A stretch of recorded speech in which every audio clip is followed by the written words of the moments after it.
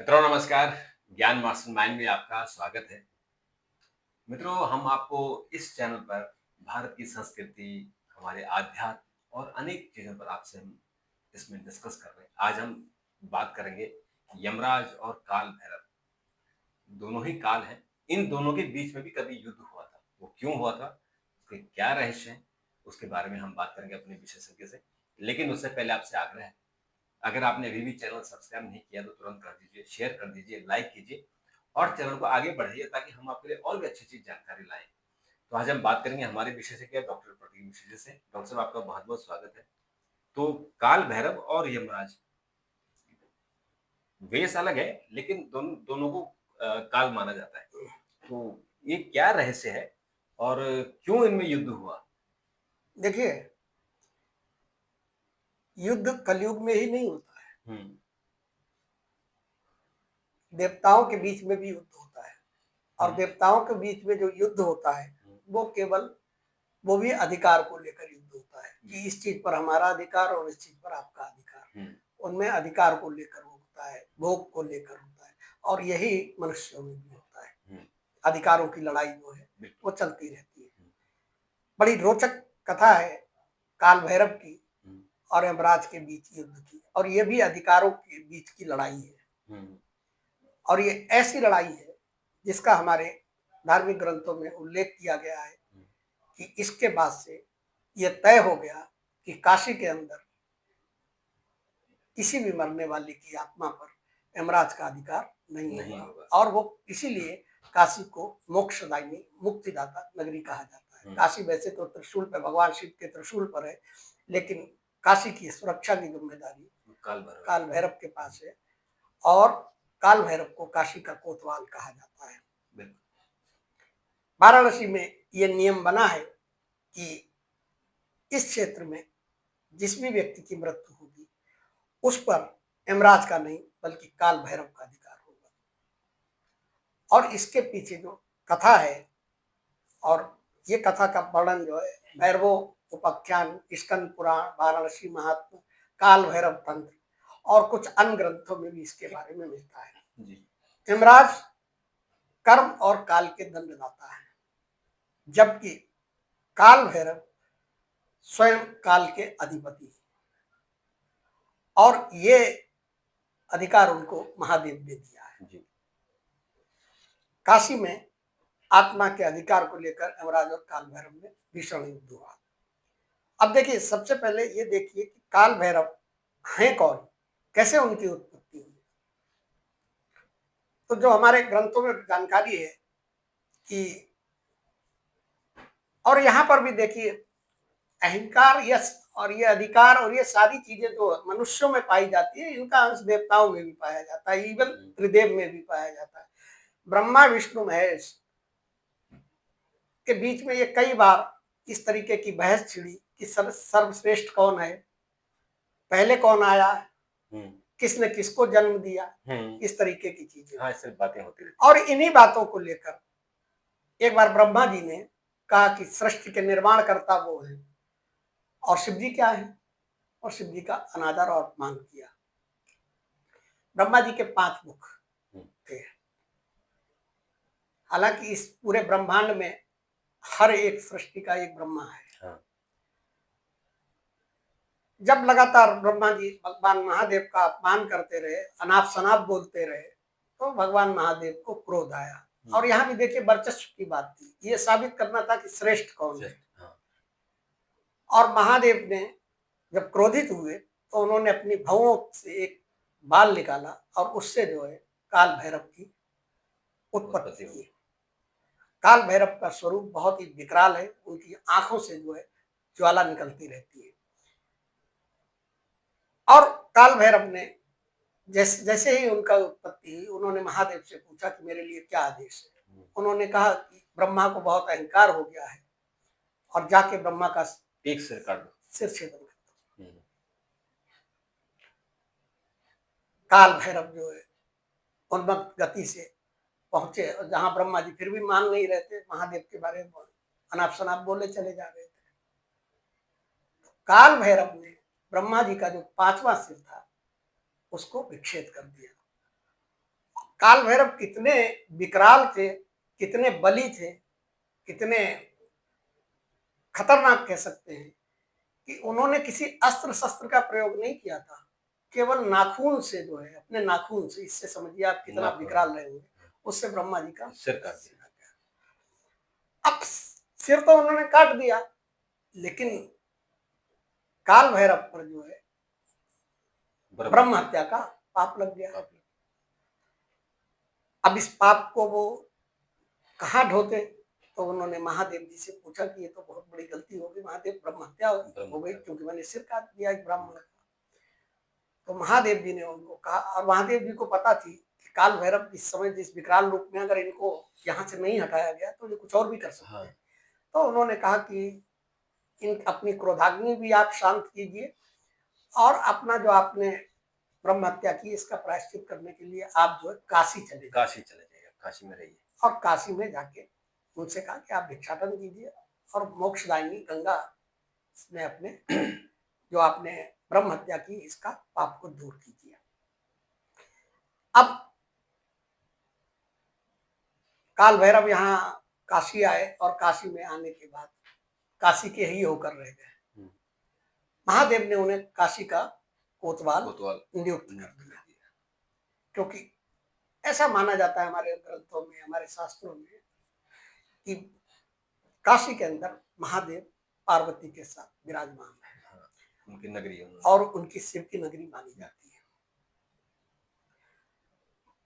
वाराणसी में, काशी में, क्योंकि शिव जो है वो कालों के काल महाकाल है, उन्होंने कहा कि इस नगरी का, और देखिए आपको एक चीज और बताएं, हर देवी देवता का एक भैरव होता है।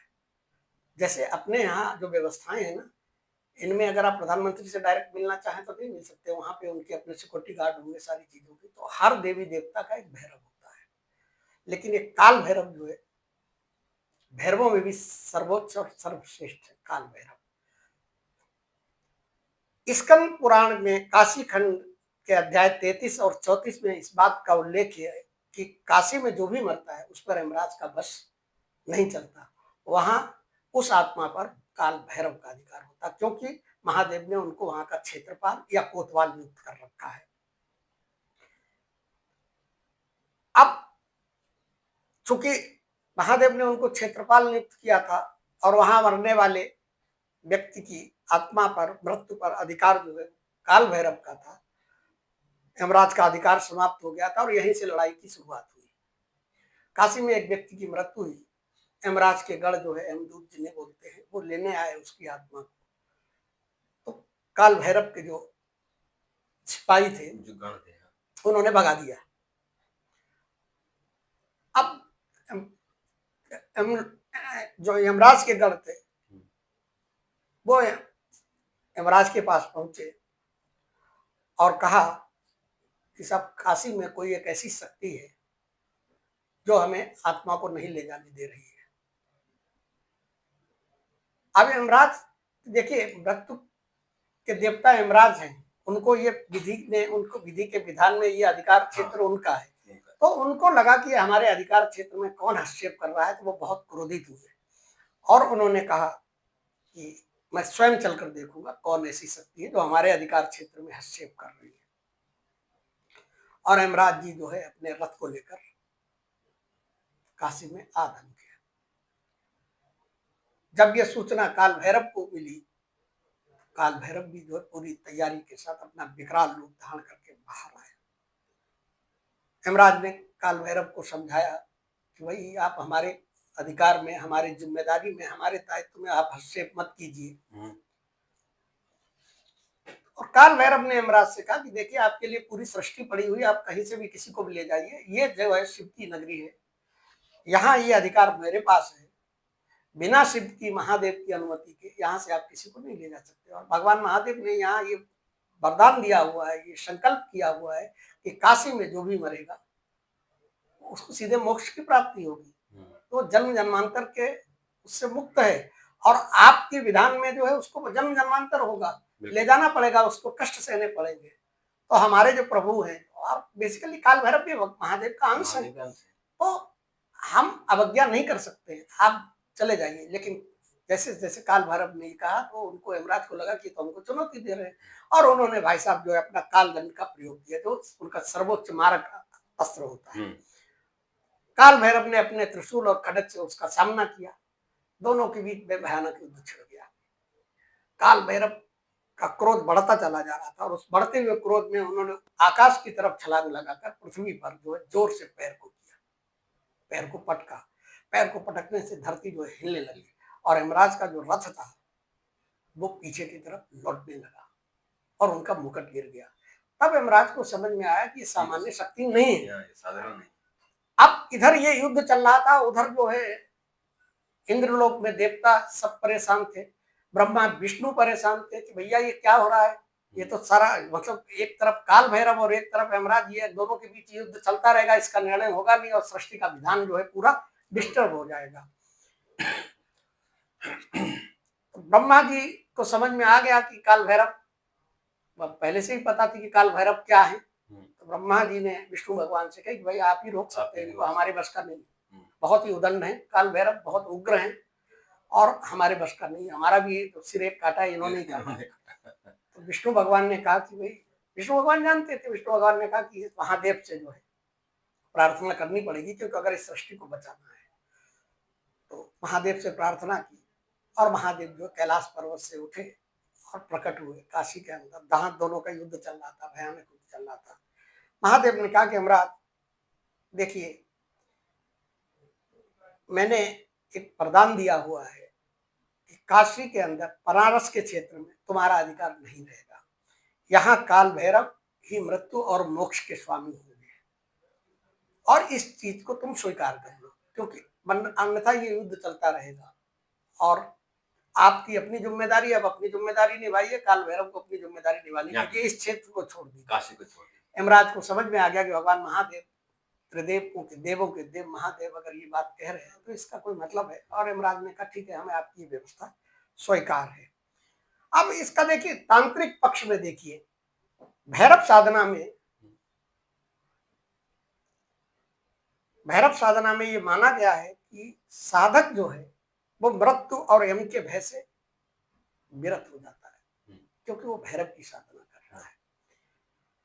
भैरव जो है उनके बारे में तंत्र ग्रंथों में ये कहा गया है कि इनसे भी परे, यमराज से भी ऊपर जो है वो मृत्यु के स्वामी काल भैरव।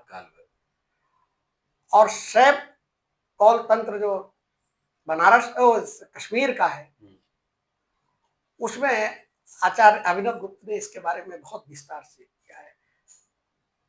तंत्र में बिना काल भैरव के साधना के, बिना उनको प्रसन्न किए आप आगे का मार्ग जो है नहीं कर सकते।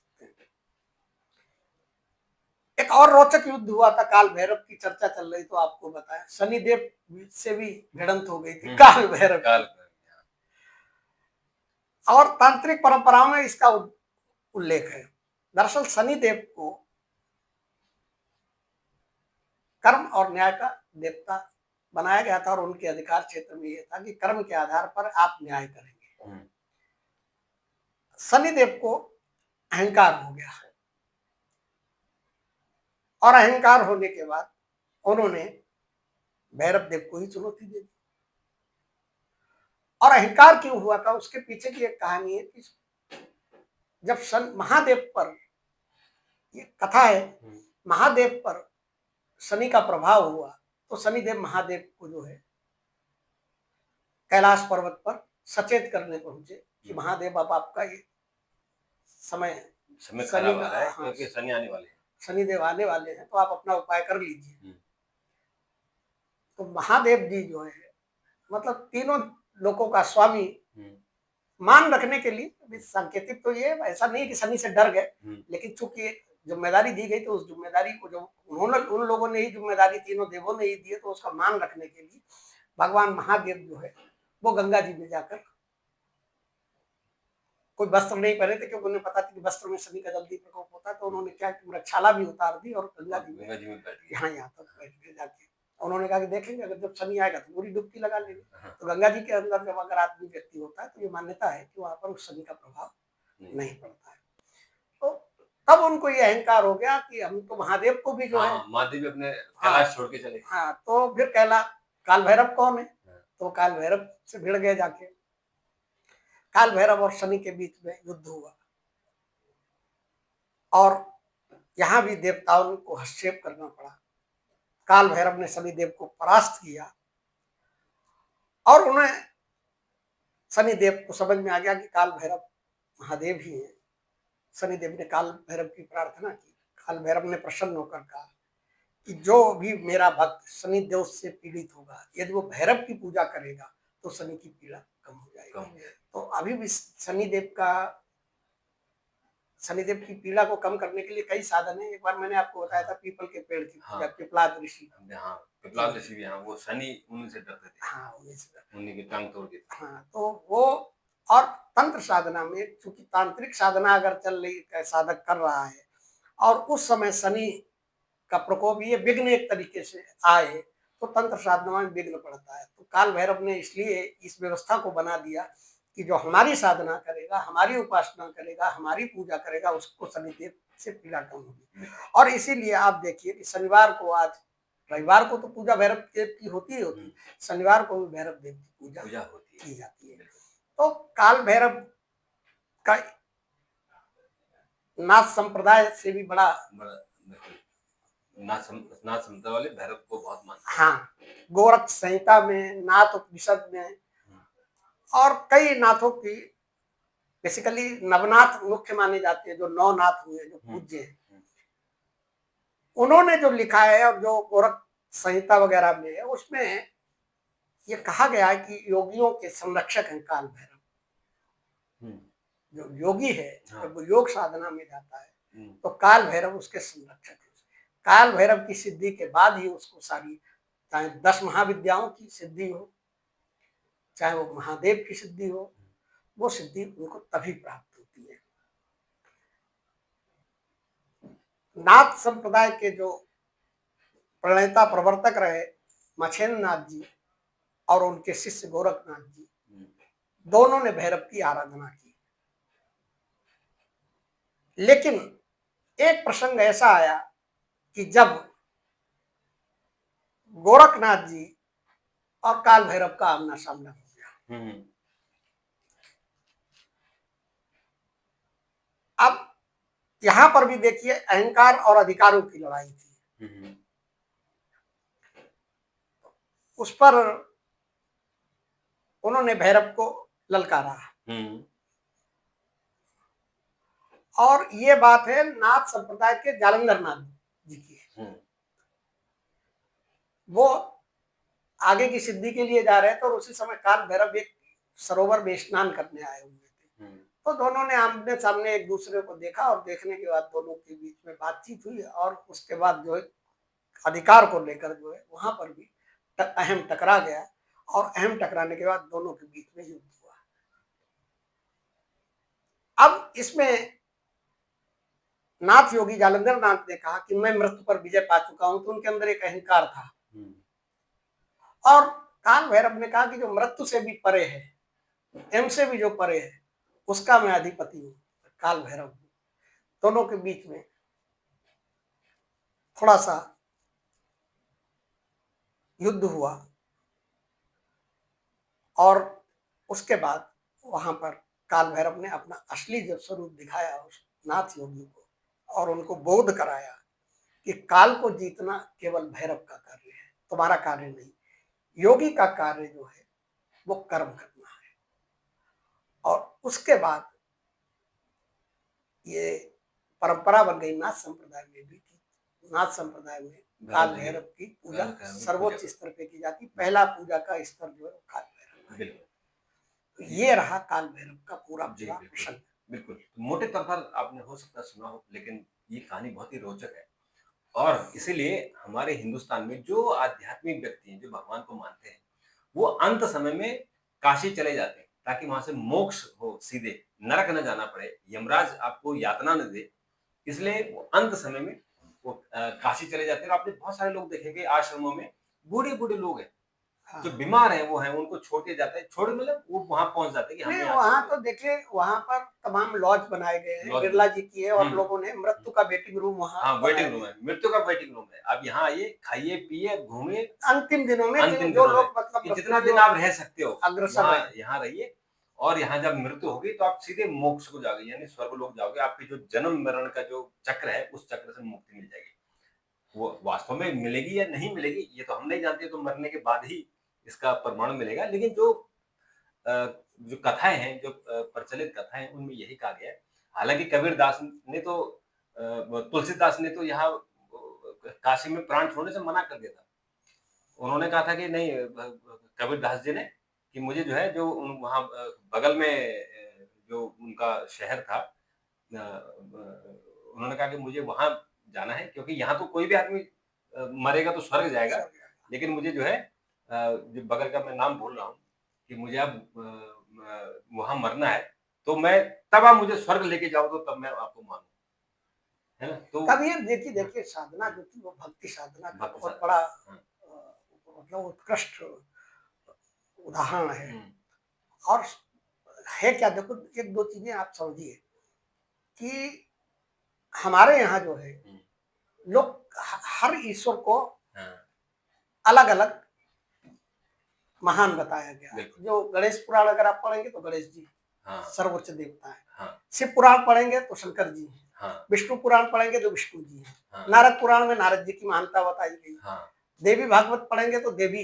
हुँ, आदि शक्ति हैं। हाँ, इसमें कोई अंतर नहीं है। हाँ, इसमें लोगों को काम का कंफ्यूजन होता है, इसलिए कंफ्यूजन होता है। मैं बताऊं आपको हुँ, कि जैसे आप समझिए, आप अपने घर में हैं। हुँ, अब आपकी पत्नी आपको पति के रूप में देख रही है, हुँ, बेटा आपको पिता के रूप में देख रहा है, हुँ, और माँ आपको पुत्र के रूप और में देख, और आप अकेले हैं, हाँ, एक हाँ, तीन लेकिन अलग वो अलग भाव है, भाव अलग अलग रूप में देख रहे हैं। बिल्कुल, तो ऐसे ही क्या है कि बहुत से लोग कुतर्क करते हैं ना कि आपके यहाँ तो ये यही नहीं समझ में आता कौन सर्वोच्च है। सर्वोच्च एक है, ईश्वर एक ही है। विभिन्न भावों में, विभिन्न तरीके से, विभिन्न श्रद्धा के भाव से, विभिन्न भावनाओं में, अपने अपने स्वरूप में लोग पूजन केवल एक ही ईश्वर का करते हैं, वही एक ईश्वर है। बिल्कुल, बिल्कुल, इसको मतलब इस उदाहरण से समझ लीजिए। बिल्कुल, तो कबीरदास जी, ऐसा नहीं कि कबीरदास जी अपनी भक्ति में जिस तरीके से थे, तो वो ईश्वर को उनका पाने का वो तरीका वो था तरीका था उनका। कि भाई, इसलिए, और वो जो आडंबर थे उसके विरोधी थे। हाँ, वो वो आडंबर कहते के थे कि विरोधी थे। भगवान की आप आराधना करो, लेकिन आडंबर मत देखिए, करो। और वो आडंबर जगह से मैं बताऊं मगहर, आपको, वो जगह जो है, आडंबर से आज भी ये दुनियादारी की जो आडंबर करने वाले ये साधु संत लाल कपड़े पहन के, और इन्हें साधु संत भी नहीं कहना चाहिए, ये जो लाल कपड़े पहन के और ये जो आडंबर करते हैं, ये साधना नहीं है। इससे ईश्वर को प्राप्त नहीं किया जा सकता है। हुँ, ये खोखली बातें हैं, ये मतलब जिसे कहते हैं अधकचरा ज्ञान है। बिल्कुल, ईश्वर को पाने के अपने अपने तरीके हैं। ईश्वर को तंत्र के द्वारा प्राप्त किया जा सकता है, हुँ, ईश्वर को मंत्र के द्वारा प्राप्त किया जा सकता है, ईश्वर को यंत्र के द्वारा प्राप्त किया जा सकता है, ईश्वर को भक्ति के द्वारा प्राप्त किया जा हुँ, सकता है,